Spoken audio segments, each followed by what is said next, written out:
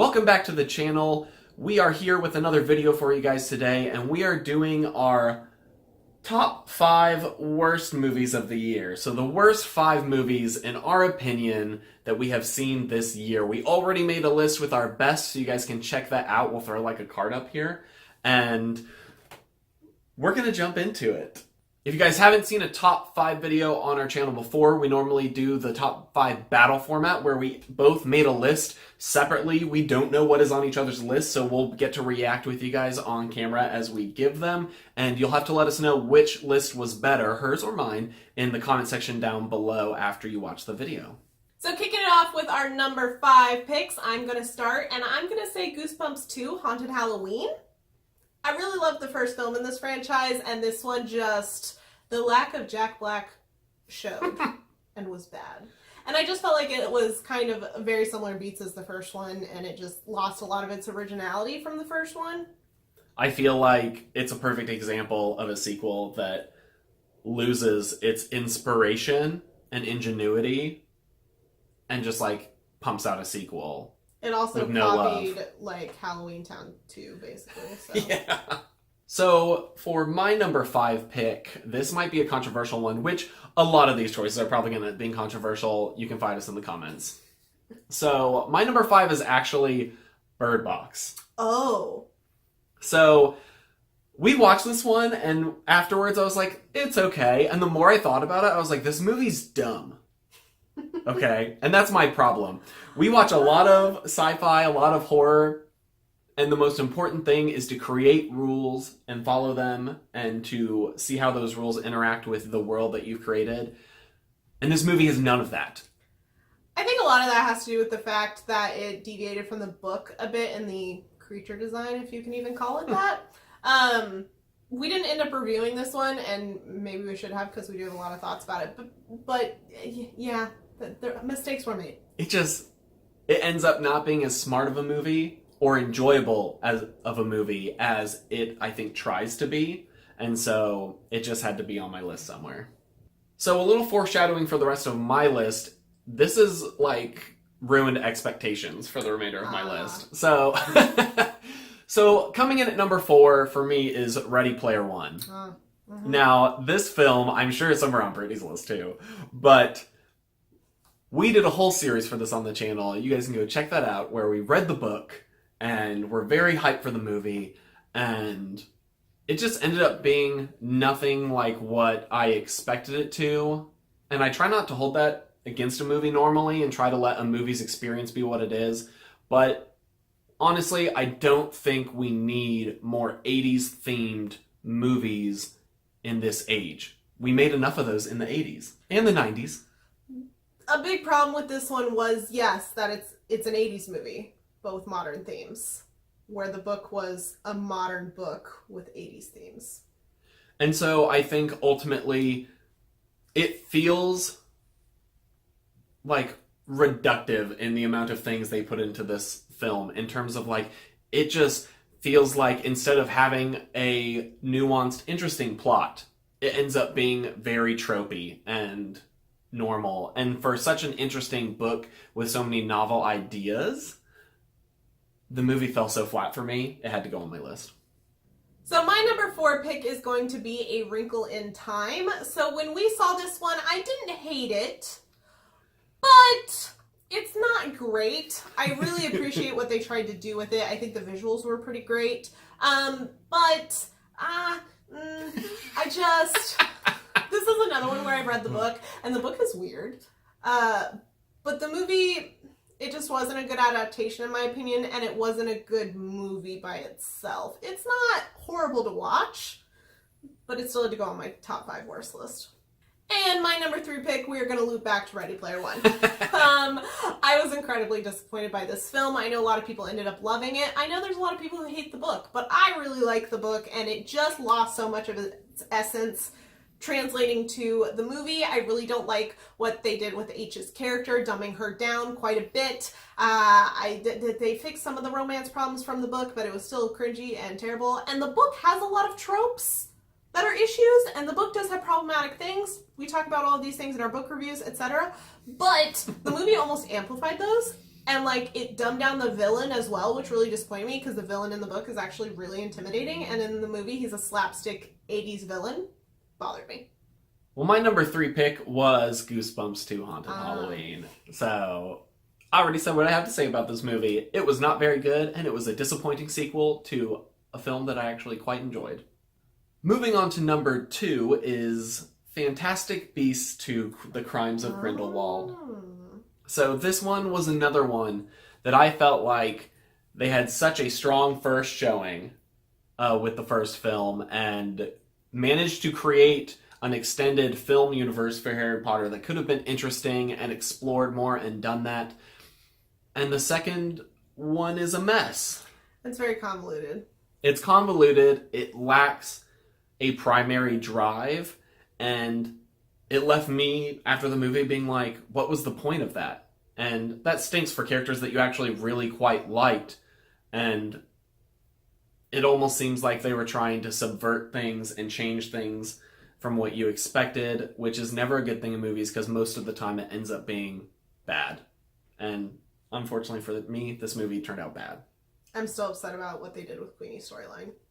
This is another one we didn't end up reviewing. Did we review this? I don't think we did. Did we ever review it? We did. No, I think we skipped out on it. But we really talked about it. So my number 2 pick is going to potentially be controversial. Sorry, not sorry. Deadpool 2.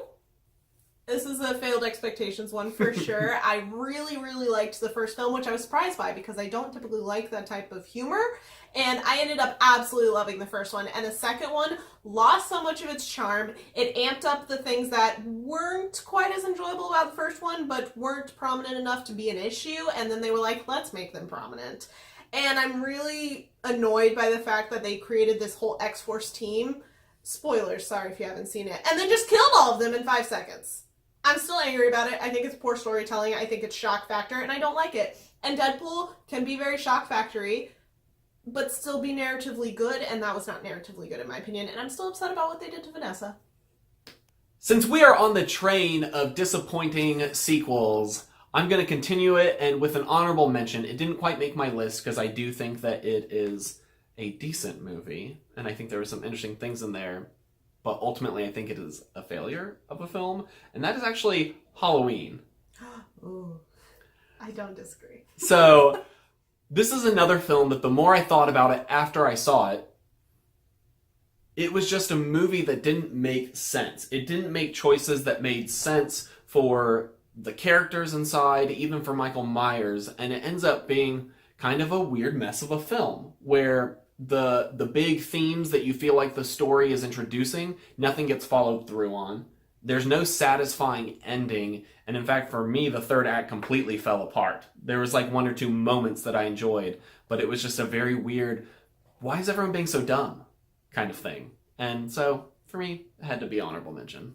And now we are down to the absolute worst film of the year, in our opinions. Granted, we avoid a lot of films that we know we aren't going to like, so keep that in mind. Yeah. There are probably worse films that came out this year. In fact, I guarantee that there are. But my number 1 pick is Cloverfield Paradox. Me too. Ooh! So, I have such a complicated relationship with this franchise. The first film I really dislike, and the second film is one of my favorite sci-fi horror films of all time. And then the third one, we were so hyped about this. If you're not familiar with the backstory of how this was released, it was supposed to come out in theaters, and then it kept getting pushed, and everyone was confused about what was happening. And then during the Super Bowl, they dropped a trailer that we knew was coming. And then during the trailer, said that it was going to drop on Netflix after the Super Bowl. So we immediately went home and stayed up really late to watch this movie because we were so excited about it. And I was so pissed because it was terrible. As a sci-fi film, as a Cloverfield franchise film, all of the possible ways it could fail, it failed in my opinion. And I'm still angry, clearly. This one was just such a disappointment for so much potential that came off of Cloverfield Lane that it was just crazy that they took a film that could have been a neat, interesting way to tie together some of the events of the first 2 films while still introducing something new and having a cool sci-fi storyline, ends up being dumb, convoluted, things don't make sense, and There's nothing that pisses me off more than a movie that tries to pretend to be smart instead of being a smart film like Annihilation or Arrival. or one of those other sci-fi films that are just genuinely intelligent that you kind of have to think through to follow and to catch and realize what's happening. This movie instead gives things that don't make sense, and then it's like, ooh, isn't it crazy you don't know that? It's because you gotta figure it out. But they never give you the tools to do that. And it's just dumb. As a massive sci-fi fan, nothing bothers me more than a film or work of media of any sort that introduces very cool concepts, and these things could go in really original directions, and then literally does nothing with them. Why? Why even introduce them? Just to be like, ooh, look at us, we're cool. Just kidding, we're never going to touch on it again for the rest of the film. Who approved that? It bothers me. Yeah, it almost feels like there was some disconnect on the editing floor with the actual writer's room, because it feels like they introduced so many things that just never come to fruition. And why spend the first 2 acts introducing 8 different little interesting subplots about the events that are happening, and then have the finale of the film decide to dump all those and introduce some dumb save your alternate family bullshit. Spoilers. And ignore all of the cool stuff that people came to the film and that you originally hooked people in with. The first, I would say, 30, 40 minutes were quite interesting. And then when you start to realize that they're not doing anything with them. Alternative dimensions are such a staple in sci-fi and have been done in so many different ways. And I still think can be done in really refreshing, interesting ways, still following similar beats of the story. And this film just... I don't understand how they just got alternate realities so wrong, and how they just, I don't know. Go watch Event Horizon instead. Yeah, if you saw this film and you're like, man, I'm bummed that was a bad film, there's a good version of it that has existed for many years I'll now. never watch that movie ever again, but it's excellent. And it's called Event Horizon, and you should go watch it. Don't it's watch worth it your with time. children. So those were our 5 worst films of the year. I know that some of those choices might have been controversial, but I think we explained why they were our worst.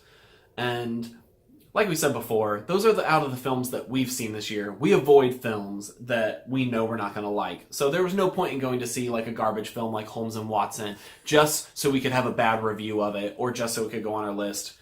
Honestly, we don't have the time or the resources to spend on seeing bad movies. So we go to see the movies that we're interested in, and when they turn out poorly, that's how they make it onto this kind of list.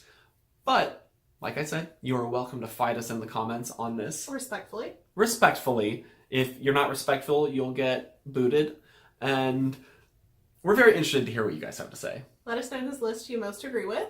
Like this video if you enjoy our top 5 battles and want to see more of them. And if you have any suggestions for top 5 subjects, let us know. We need ideas for the year. And subscribe if you like us. We have a few more end-of-year wrap-up type videos and looking ahead at 2019 movies videos coming out. So subscribe if you want to see those. They're coming very soon. We also live stream once a week if you like video game live streams. So join. And we will see you guys in our next video. Bye!